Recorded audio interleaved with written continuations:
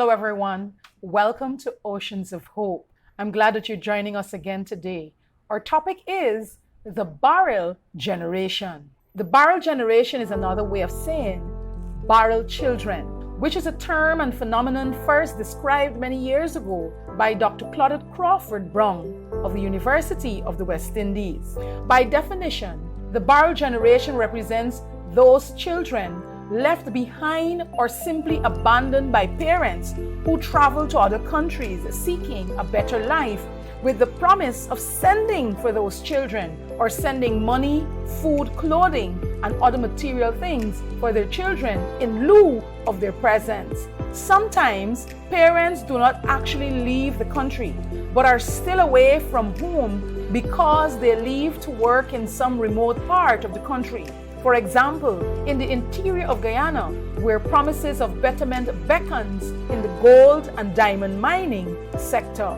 On the other hand, some parents leave chasing after their own personal dreams, picking up where they left off before becoming parents, rewarding themselves with a new life after a broken marriage, or some other desire they feel they must gratify, saying they must make themselves happy.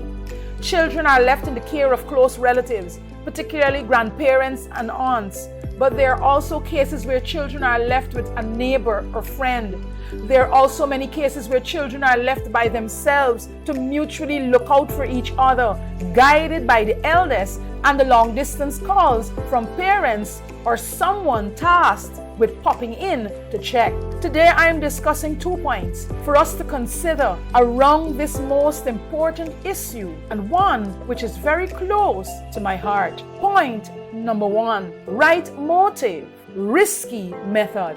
As a parent, I understand the responsibility of providing for our children and the deep desire to see them excelling and happy. It is part of why I remain committed to their dad and do so many of the things I do.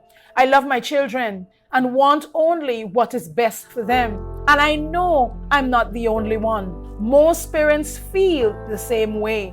I also know that the economic, social, and even political realities of our society make it extremely difficult for many parents to see a way of success for their children beyond the cycle of lack, poverty, and discrimination they experienced, and leaving their children temporarily seems like the best option. Friends, our society is filled with so much brokenness because there are many broken people.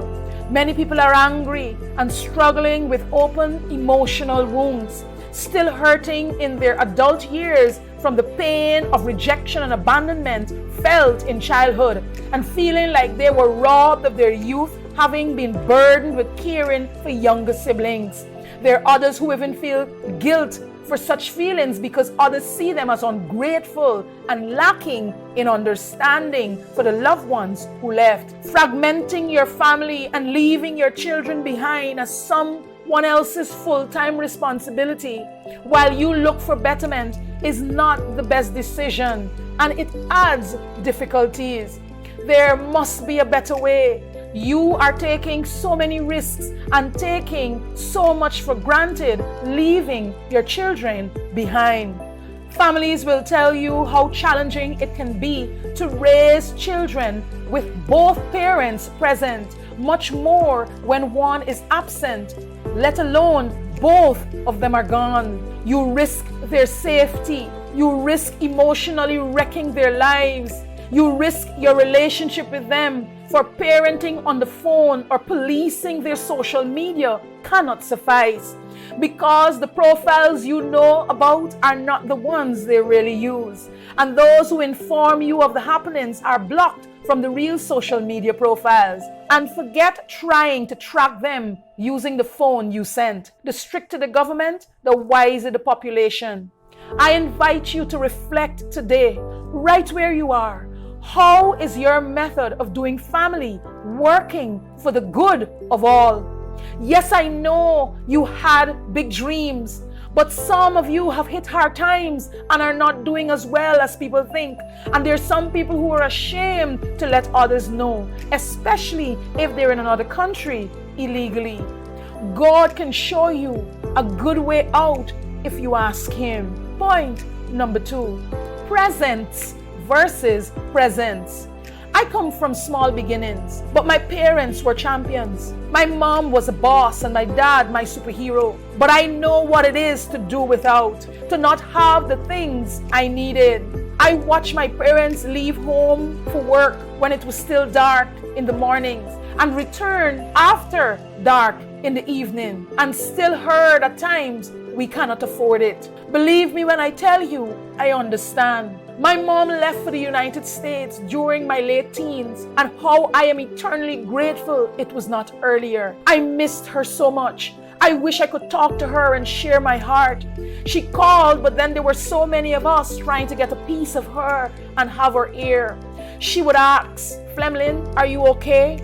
And before I answer, would reassure me of something that was coming in a barrel, or gave me a code to go to a remittance outfit called National Pride or Western Union. She sent everything she possibly could, her way of showing love, of cheering us up. And I also reasoned a way to help herself feel okay for working as hard as she was and not being with family. She was doing her best. I wanted her wisdom. I needed her perspective. I wanted to touch her and to tell her my fears, my joys. I wanted to love on her for Mother's Day and other special occasions, but she was away. Things have their place, but nothing can replace your valued presence. No house, phone, sneaker, clothing, trip, money, gift, or present to your child can suffice. The emotional, behavioral, and other fallouts are too many.